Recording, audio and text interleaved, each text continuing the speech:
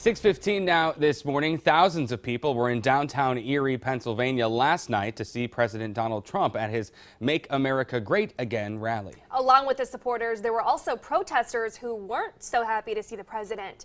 Reporter Scott Bremner has more details on President Trump's recent visit to Pennsylvania.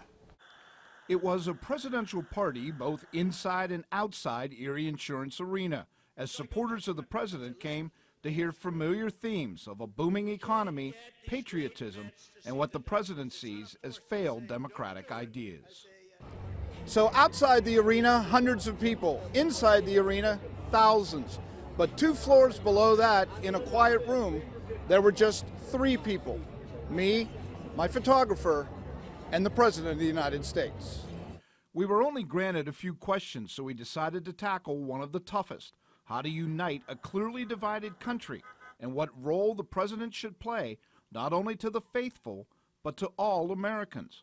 The president told us the best start is jobs. And unity is so important, and I think it's going to happen. And one of the things that you see happening right here, as an example in Pennsylvania, is jobs. We're bringing back the steel industry. People that weren't working are starting to work again. While the president admits to ongoing divides racially and economically, he also says he finds a silver lining on unity in one of the most unlikely and bitter of places: the confirmation process of Judge Kavanaugh. And that sets it back. That sets it back. But that battle is over. That battle's been won, I think very rightfully won, but that battle's been won. I really see a lot of people coming together and want to say we don't want that to happen again. Democrats have come to me and said we don't want to have that happen again.